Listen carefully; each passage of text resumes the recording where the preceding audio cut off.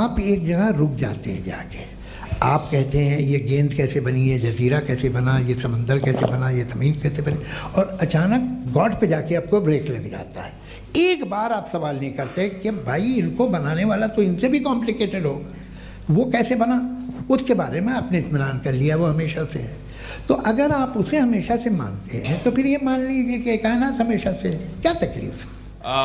Javed sir, आपसे question है infinite regret के ताल्लुक से। एक हाइपोथेटिकल सिनेरियो है, अगर आप शायर इसलिए हैं कि आपके कोई उस्ताद शायर थे, और वो इसलिए शायर थे कि उनके कोई उस्ताद शायर थे, और इसी तरीके से हम माजी में पीछे चलते चलते चले जाएं और कहीं ना रुके, तो माफ़ कीजिएगा आप कभी शायर नहीं हो सकते। लेकिन आप शायर हैं, आपका शायर एग्जिस्ट करता है, इसका मतलब ये है कि आप कहीं ना कहीं रुके हैं। तो मेरा सवाल ये है कि क्या आप इन्फिनिट रिग्रेस ऑफ कॉजेस को लॉजिकल फैलेसी मानते हैं या नहीं मानते? हाँ या ना? मैं इन्हें लॉजिकल फैलेसी नहीं मानता हूँ। फिर हम वजूद में नहीं आते ना जी है? हम मौजूद नहीं। अच्छा सर क्यों नहीं होता? मैं बताऊंगा, प्लीज प्लीज। जैसे मैंने मिसाल दी आपके शेर की, आपका शेर कभी वजूद में ना आता अगर शायर इसी तरह चलते रहते हमेशा। जी माइक मेरे ख्याल से एक सेकंड। इन्फिनिट रिग्रेस का कॉन्सेप्ट क्लियर नहीं हो पाया, ऐसे रहने दें, लेट्स मूव ऑन सर। ठीक है। हाँ जी, तो आपने पूछा था कि इन्फिनिट रिग्रेस ऑफ कॉजेस क्या एक लॉजिकल फैलेसी है या नहीं है। और अक्सर आपके आर्गुमेंट्स में और मुफ्ती साहब ने भी जो आर्गुमेंट्स डिबेट में प्रेजेंट किए थे, उसका कंक्लूजन यही निकल रहा था कि इन्फिनिट रिग्रेस एक लॉजिकल फैलेसी है, क्योंकि अगर आप कहेंगे कि आपके पहले कुछ था, फिर उसके पहले कुछ था, फिर उसके पहले कुछ था, तो फिर इवेंचुअली आप तक तो आना मुश्किल, मतलब आना पॉसिबल ही नहीं है ना। जी बोले जी, तो लेकिन इसका काउंटर आर्गुमेंट ये है मुफ्ती साहब कि जो आप कह रहे हैं कि हम तक आना पॉसिबल नहीं है बिकॉज इनफाइनाइट स्टेप्स हो जाएंगे, इनफाइनाइट टाइम लग जाएगा, तो उसका काउंटर आर्गुमेंट सिंपली ये है कि टाइम तो रिलेटिव है, टाइम तो ऑब्जेक्टिवली एब्सोल्यूट है ही नहीं। जैसे फॉर एग्जांपल सूरज की जो सनलाइट जो है उसको अर्थ में आने के लिए हमारे हिसाब से 8 मिनट लगता है, लेकिन क्योंकि लाइट जो आ रही है वो कुछ स्पीड ऑफ लाइट में आ रही है, तो उसके लिए टाइम 0 है। तो सन को हमारे तक पहुंचने के लिए 8 मिनट हमें लगता है, हमारे हिसाब से सनलाइट को अर्थ तक आने के लिए 8 मिनट लगता है, लेकिन अगर आप सिर्फ लाइट के पॉइंट ऑफ व्यू से सोचेंगे तो फिर उसको कोई टाइम नहीं लगता है। तो इन्फिनिट रिग्रेस में एक लॉजिकल फैलेसी नहीं। भाई वो टाइम इसलिए नहीं लग रहा है कि लाइट मुस्तकिल है, उसको आना जाना कहीं नहीं पड़ रहा, यही कह रहे हैं ना? नहीं, आना पड़ रहा है, उसे ट्रैवल करना पड़ रहा है, अर्थ और सन के बीच में जो डिस्टेंस है उसको ट्रैवल करना पड़ रहा है। वो ट्रैवल तो दुनिया को करना पड़ रहा है ना, लाइट तो अपनी जगह है।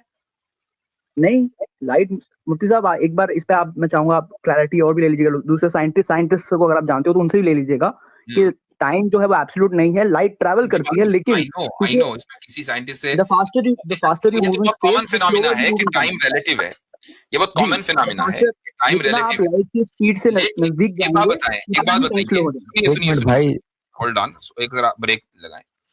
मुझे एक बात बताइए, जो मैंने जावेद साहब से सवाल किया कि आपका कोई उस्ताद शायर होगा, फिर उनका कोई उस्ताद शायर होगा, ये सारे के सारे अलग अलग डायमेंशन के थे या सारे उस्ताद शायर इनके इसी डायमेंशन के थे?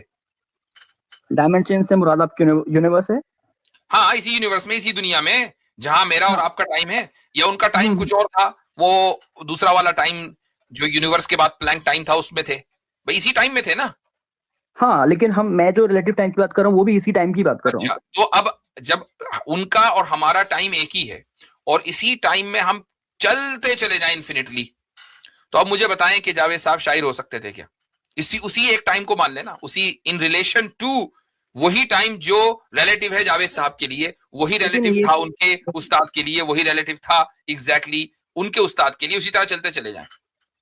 अब ये जो आप कह रहे हैं कि हमारा टाइम उनका टाइम, वैसा कुछ है नहीं, मतलब टाइम ऑन इट सेल्फ कोई ऑब्जेक्टिव एब्सोल्यूट चीज है ही नहीं, तो हमें ये कह ही नहीं सकते हैं। हूं, हम टाइम की बात नहीं कर रहे हैं, हम कॉज की बात कर रहे हैं, हम इंसान की बात कर रहे हैं। जावेद कह रहे हैं, सुनिए, जावेद साहब का उस्ताद शायर जावेद साहब की जिंदगी में था, उनका दादा शायर उनकी जिंदगी में होगा, उनका परदादा शायर उनकी जिंदगी में नहीं होगा। इस तरीके से हम पीछे चलते चले जा रहे हैं, या पीछे भी ना जाएं, सब कुछ एक ही वक्त में।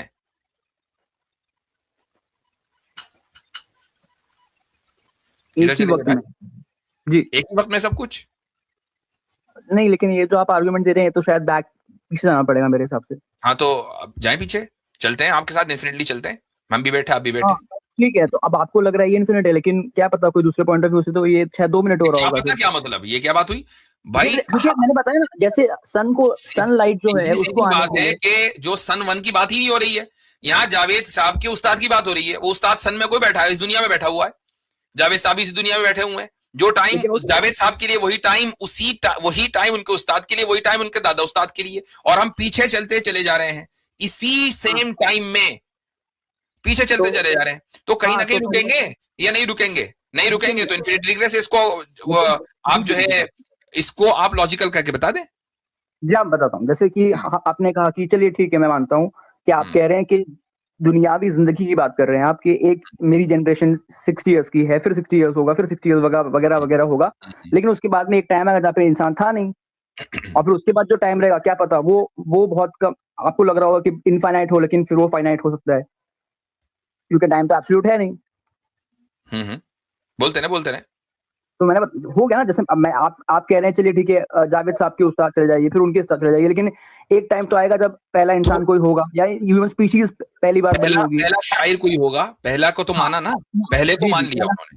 पहला शायर होगा, लेकिन पहला शायर तो दुनिया नहीं बनाई है, उससे हम हमने तो हम शेर व शायरी की बात कर रहे हैं। चलिए पहले जो वक्त था, उसके बाद पहला इंसान होगा। जी पहला इंसान होगा जी। उस पहले इंसान से पहले कोई उसका कॉज होगा। हाँ, और उसका टाइम हमको पता नहीं। हाँ, लेकिन वो इनफाइनाइट नहीं है। वहां पे तो आप कैसे, वहां पे आर्गुमेंट आप नहीं डाल सकते हैं। वेट, जो पहला कॉज होगा, जिसको हम फर्स्ट कॉज कह लेते हैं, उसको आप फाइनाइट मानते हैं कि इन्फिनिट? इनफाइनाइट स्टेप्स हो सकते हैं ना, मतलब मैं फाइनाइट कॉज के लिए मैं कोई डिसएग्रीमेंट नहीं कर रहा हूँ, लेकिन इनफाइनाइट भी तो हो सकता है, क्योंकि टाइम अगर आप कह रहे हैं एब्सोल्यूट नहीं है। भाई मैं तो खुद ही कह रहा हूँ कि फर्स्ट कॉज इन्फिनिट है। हाँ तो ठीक है, फिर तो हम एग्रीमेंट पे आ गए, तो फिर तो आप अपने आर्गुमेंट के खिलाफ बात कर रहे हैं। नहीं, बिल्कुल नहीं कर रहे। फर्स्ट कॉज को, जिसको हम खुदा मानते हैं, हम तो उसको लामहदूद बोलते हैं। लामहदूद का मतलब इन्फिनिट है, वो टाइम और स्पेस में है ही नहीं, मुक़य्यद। इसमें एग्रीमेंट कहां हुआ? हम कहां गए उसे आर्गुमेंट के खिलाफ? हम ये कह रहे हैं, सुनिए, जावेद साहब का आर्गुमेंट ये था कि आप इस दुनिया को, इस यूनिवर्स को ही इटर्नल और इन्फिनिट मान लो। क्यों मान ले भाई? वहां मान सकते हैं, क्योंकि मैंने आपको बताया अभी, जैसे कि अभी आपने कहा। ओके, तो आप ये कह रहे हैं कि इस दुनिया ही को, इस यूनिवर्स को ही इन्फिनिट मानकर आप इसी को अपना कॉज मान लें। नहीं, मैं ये नहीं कह रहा हूं। मैं ये कह रहा हूं कि मेरे यहाँ पे आने से पहले इनफाइनाइट स्टेप्स पहले लिए जा चुके हैं, और वो इनफाइनाइट स्टेप्स लेने के बावजूद भी हम एक लॉजिकल लिए जा चुके हैं। What does that mean? मतलब जैसे कि आप कहते हैं इन्फिनिट रिग्रेस से हो जाता है ना। मान लीजिए अगर हम कहते हैं कि कोई हर एक कॉज का कोई कॉज ना हो, और फिर उसका कोई कॉज हो, फिर उसका कोई कॉज हो, तो हम यहाँ पे पहुंच नहीं पाएंगे। इन्फिनिट नहीं हो सकता है। हाँ, लेकिन जो फर्स्ट कॉज है वो इन्फिनिट है। इन्फिनिट का मतलब ये है कि वो टाइम और स्पेस बाउंड नहीं है। नहीं, मैं कह रहा हूँ कि फर्स्ट कॉज पे मैं आ ही नहीं रहा हूँ। मैं कह रहा हूँ कि हाँ बोले। हाँ, फर्स्ट कॉज पर मैं आ ही नहीं रहा हूँ। मैं कह रहा हूँ इनफाइनाइट स्टेप्स हैं, और सभी का जो टाइम है वो। अभी आप फर्स्ट कॉज पर आ गए थे, अब आपने पलटी मार ली। नहीं, मैंने कहा कि फर्स्ट कॉज भी हो सकता है, लेकिन इनफाइनाइट रिग्रेस के आप जो कह रहे हैं कि वो एक फैलेसी है, उसके अगेंस्ट जो मैं आर्गुमेंट आपको प्रेजेंट कर रहा हूँ, मैं उसके ताल्लुक से कह रहा हूँ कि मेरे से पहले इनफाइनाइट स्टेप्स रह चुके हैं, और वो इनफाइनाइट स्टेप्स जस्टिफाइड हैं, क्योंकि टाइम एब्सोल्यूट नहीं है, इसीलिए। खरीद बोल रहे हैं आप। वही आप अपनी बात को बदल रहे हैं। आप ये कह रहे हैं, मैंने इनफाइनाइट रिग्रेस, देखिए सिंपल सी बात है, आपके पहले एक इंसान था, उससे पहले एक इंसान था, और इस तरीके से आप चलते चले जाएं। कहीं आप फर्स्ट कॉज पे रुकेंगे या कहीं रुकना नहीं है? मुझे इसका जवाब दें। नहीं पता। आप इंसानों की बात करें तो पहला इंसान जरूर होगा। लेकिन मैं इंसान की बात नहीं कर रहा हूं, मैं कॉजेस की बात कर रहा हूं। इन्फिनिट रिग्रेस ऑफ कॉजेस की बात की हमने, इन्फिनिट रिग्रेस ऑफ ह्यूमन की बात नहीं की है। जी हाँ, नहीं पता उसको मैं नहीं बता सकता, एब्सोल्युटली नहीं बता सकता। फर्स्ट कॉज कहीं था या नहीं था? नहीं पता। अच्छा, क्यों नहीं पता? क्योंकि देखिए, एक आर्गुमेंट तो हो सकता है कि पहला कोई फर्स्ट कॉज था, उसके बाद में सारे अनकॉज कॉज था, उसके बाद में सारे कॉजेस हुए, वो ठीक है। लेकिन वही तो मैंने जो मैं आपको भी आर्गुमेंट दे रहा हूँ कि टाइम एब्सोल्यूट नहीं है, टाइम रिलेटिव है, तो वो तो जस्टिफाई कर सकता है ना इनफाइनाइट स्टेप्स को मेरे पहले। भाई कैसे, मुझे बताएं, समझाएं इसको। बट मैंने बताया ना आपको, जैसे कि अब अगर मैं कहूँ मैं 60 साल पहले जाऊंगा तो मेरे एक पीढ़ी आएगी, फिर आप 60 साल बाद जाएंगे, फिर एक पीढ़ी आएगी, फिर आप 60 साल पहले जाएंगे, फिर एक पीढ़ी आएगी। अच्छा चलो, एक बात बताएं, टाइम के रिलेटिव होने के लिए आपका एग्जिस्ट करना जरूरी है या नहीं?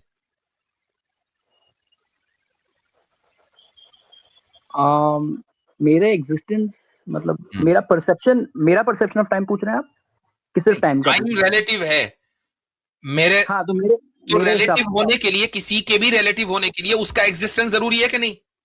जी जी। अगर कोई भी चीज एग्जिस्ट ना करती हो तो टाइम एग्जिस्ट कर सकता है? अगर कोई भी चीज एग्जिस्ट ना करती हो तो टाइम एग्जिस्ट, आप कह रहे हैं अगर स्पेस एग्जिस्ट ना करता हो तो टाइम एग्जिस्ट कर सकता है, ये मैं पूछ कह रहे रहा हैं हूं कोई भी चीज अगर एग्जिस्ट ना करती हो, ना मैं, ना आप, ना दुनिया, ना पार्टिकल, ना एटम, ना कुछ, टाइम एग्जिस्ट करेगा? आप? नहीं नहीं करेगा ना।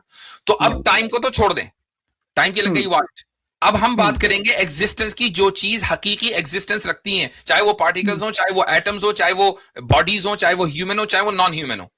इन सब में हम कॉजेज देखेंगे, टाइम को छोड़ दीजिए, इन सब में हम कॉजेज देखेंगे कि यहां पर इन्फिनिट रिग्रेस हो सकता है या नहीं हो सकता, यहां नहीं हो सकता।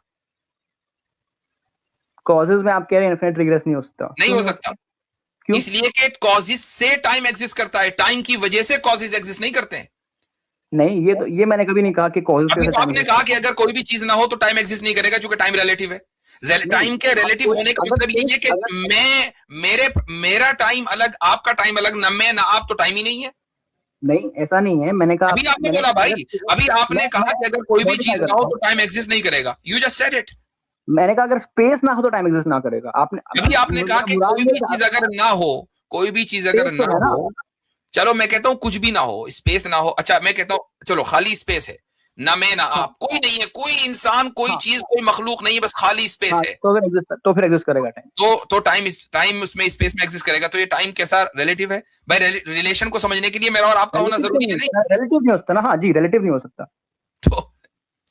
तो भाई एक बात रख लो कि टाइम रिलेटिव है कि टाइम एब्सोल्यूट है। अगर टाइम रिलेटिव है तो वो एग्जिस्ट नहीं करेगा, उसमें हमारा होना जरूरी है, तभी तो हम समझेंगे कि रिलेटिव है।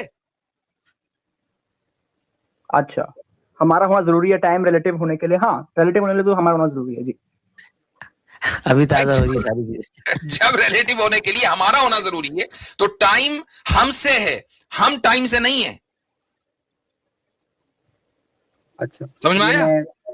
अब नहीं इतना मुझे वो, ठीक है, मैं आपको इसको मैं एज अ सैटिस्फैक्टरी आंसर मानता हूं। आप कह रहे हैं टाइम की एग्जिस्ट करने के लिए हमारा एग्जिस्टेंस जरूरी है, हमसे है टाइम, क्योंकि time in relation to us, relative का मतलब क्या है? In relation to us, time हमसे है, हम टाइम से नहीं है। ठीक है मुफ्ती साहब, मैं इसको बस खाली एक, मैंने तो 2 सवाल थे, एक सवाल तो आपने जवाब दे दिया, ठीक है, थैंक यू फॉर दैट।